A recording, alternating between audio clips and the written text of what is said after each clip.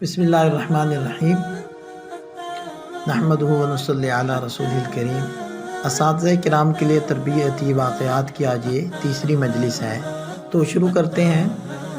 استاد کی طالب علموں پر شفقت اور استاد کا خلوص، یہ دو چیزیں یہ طالب علم کے ساتھ استاد کے تعلق کو اس قدر مضبوط کر دیتی ہیں کہ بعض اوقات بچوں کا اپنے ماں باپ کے ساتھ اتنا گہرا تعلق نہیں رہتا جتنا استاد کے ساتھ ہو جاتا ہے، اور ہمارے اسلاف میں اس کی شاندار مثالیں موجود ہیں۔ قاری عبد الرحمن محدث پانی پتی رحمۃ اللہ علیہ، وہ ایک مرتبہ بیٹھے تھے اور ایک خط لکھ کر اس کو پوسٹ کروانا چاہتے تھے اور خادم خاص کے انتظار میں تھے۔ ایک طالب علم کو محسوس ہوا کہ حضرت یہ کام کروانا چاہتے ہیں، تو انہوں نے آ کر اپنے آپ کو پیش کیا کہ یہ حضرت یہ خط مجھے دے دیجئے، میں اس کو پوسٹ کر دیتا ہوں۔ تو حضرت فرمانے لگے کہ نہیں بھائی، میں اپنے خادم سے ہی یہ کام کرواؤں گا، کیونکہ اگر میں نے تم سے یہ کام کروایا تو لوجہ اللہ تعلیم کا خلوص باقی نہیں رہے گا، لہذا میں تم سے یہ معمولی کام لے کر اپنا ثواب کیوں ضائع کروں۔ اللہ، یہ تھا ان حضرات کا اخلاص کہ جس کو ہم نے علم دینا ہے، ہم نے اس سے دنیاوی کوئی نفع نہیں اٹھانا۔ ایسے ہی ان حضرات میں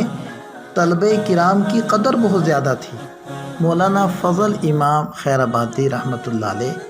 ان کے پاس ایک طالب علم آیا، وہ کچھ غبی بھی تھا۔ مولانا اپنی مصروفیات کی بنا پر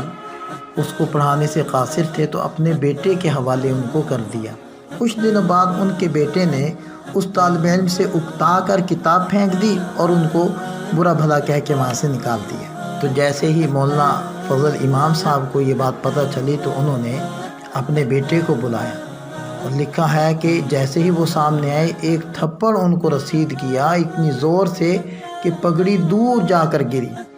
اور فرما رہے تھے کہ تو طلبہ کی قدر کیا جانے، بسم اللہ کے گنبد میں پلا ہے، خبردار میرے طالب علموں کو اگر کچھ کہا۔ یہ تھی ان حضرات کو طلبہ کی قدر۔ مولانا ابو المحاسن محمد سجاد رحمۃ اللہ علیہ، ان میں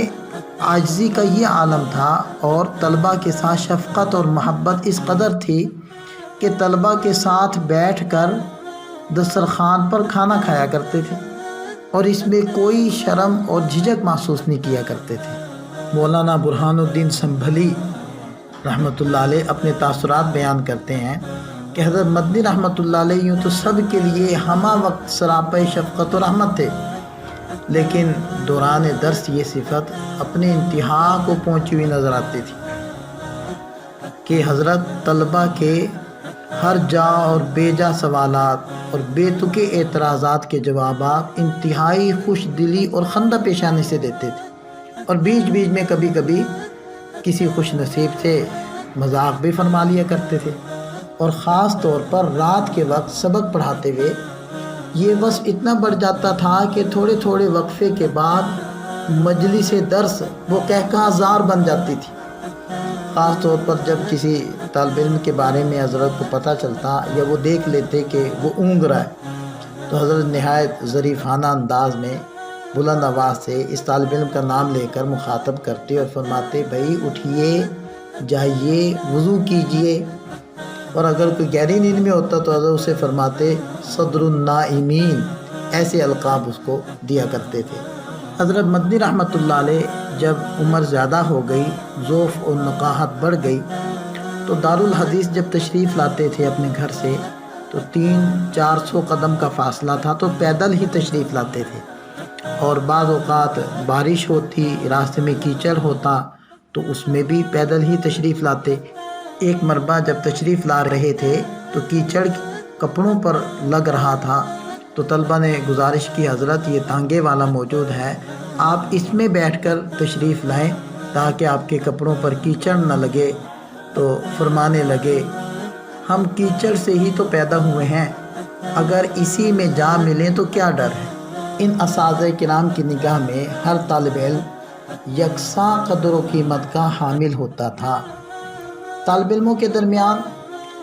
یہ حضرات دولت یا حکومت کی وجہ سے کسی تفریق کے قائل نہیں تھے۔ بنی عباس کے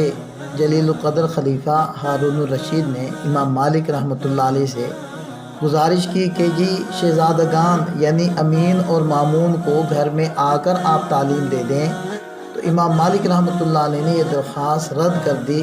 اور فرمایا کہ یہ علم کی توہین ہے کہ عالم چل کر متعلم کے گھر میں جائے۔ پھر خلیفہ نے دوسری درخواست کی کہ اچھا یہ لڑکے پڑھیں گے تو مسجد میں ہی، مگر آپ ان کو علیحدہ وقت دے دیں،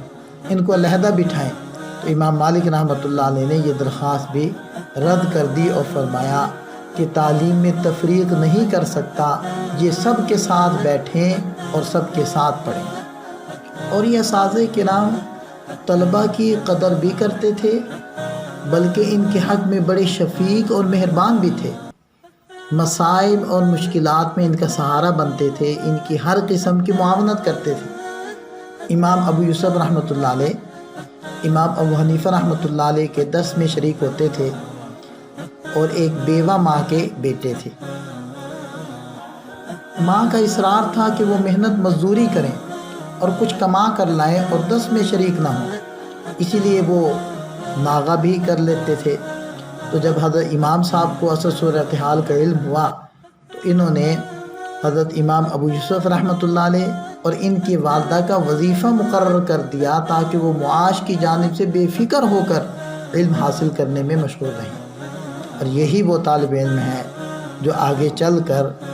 بنی عباس کے جلیل القدر خلیفہ ہارون الرشید کے قاضی القضات مقرر ہوئے، جن کے فتاوے ساری مملکت بنی عباس میں مراکش سے لے کر ملتان تک نافذ العمل ہوتے تھے۔ اسد بن فرات جو آگے چل کر جزیرہ صقلیہ میں گورنر بنے، وہ امام محمد بن حسن شیبانی رحمۃ اللہ علیہ کے پاس موطا امام مالک پڑھنے کے لیے آئے۔ استاد صاحب کے پاس پڑھانے کے لیے صرف عشاء کے بعد کا وقت تھا، تو یہ نوجوان طالب علم سارے دن کا تھکا ہارا عشاء کے بعد جب استاد صاحب کے سامنے درس کے لیے بیٹھتا تو وہاں ان کو اکثر نیند آ جاتی۔ تو استاد بھی شفیق تھے، پانی کا ایک گلاس اپنے پاس رکھ لیا کرتے، جب شاگرد کو نیند آتی تو ان کے منہ پر پانی کے چھینٹے مارتے اور ان کو ہوشیار کرتے، پھر ان کو پڑھاتے۔ مولانا علی رحمۃ اللہ علیہ طلباء کی عیادت اور ان کی دلجوئی ان کے گھروں پر جا کر کرتے تھے، اور اس زمانے میں بیشتر طلباء مسجد کے حجروں میں رہتے تھے، دار الاقامہ کا رواج نہیں تھا، تو مولانا حجروں میں جا کر طلباء کی مزاج پرسی کیا کرتے تھے۔ ایسے ہی طلباء کی خدمت کرنے کا اس قدر جذبہ تھا کہ حکیم برکات احمد رحمۃ اللہ علیہ کے ہاں بعض طلباء کو کھانا بھی کھلایا جاتا تھا۔ ایک مرتبہ ایسی تنگی آئی کہ گھر کے اخراجات پورے کرنے مشکل ہو گئے، تو حکیم صاحب کی اہلیہ نے چپکے سے ایک لائق اور سمجھدار طالب علم کے ذریعے اپنے سونے کے کنگن فروخت کروائے اور طلباء کے اخراجات پورے کیے۔ اور بعض اساتذہ اپنے شاگردوں سے اس درجہ خوش ہوتے تھے کہ ان کو اپنی دامادی کے لیے قبول کر لیتے تھے، اپنی لڑکی کی ان سے شادی کر دیتے تھے۔ حضرت سعید بن مسیب رحمۃ اللہ علیہ سید التابعین تھے۔ ایک غریب طالب علم چند روز کے لیے ان کے درس سے غیر حاضر ہو گیا۔ جب وہ دوبارہ آیا تو انہوں نے غیر حاضری کا سبب پوچھا، تو ابو وداع ان کا نام تھا۔ انہوں نے جواب دیا کہ جی حضرت، میری بیوی کا انتقال ہو گیا تھا، اس وجہ سے میں حاضر نہ ہو سکا۔ تو انہوں نے تعزیت کی اور کہا کہ مجھے اطلاع کیوں نہیں دی تھی، میں بھی جنازے میں شرکت کرتا۔ پھر تھوڑی دیر سوچ کر پوچھنے لگے، دوسری شادی کرنے کا ارادہ ہے؟ تو ابو وداع نے کہا، میں کیسے شادی کر سکتا ہوں، میرے پاس تو کل پونجی 3 درہم ہے۔ تو حضرت سعید بن مسیب رحمۃ اللہ علیہ نے اپنے غریب طالب علم سے اپنی بیٹی کی شادی کر دی، اور یہ بات واضح رہے کہ یہ وہی بچی تھی جس کے لیے وقت کے خلیفہ ولید بن عبد الملک کا پیغام آیا تھا، مگر حضرت سعید رحمۃ اللہ علیہ نے اس کو رد کر دیا تھا۔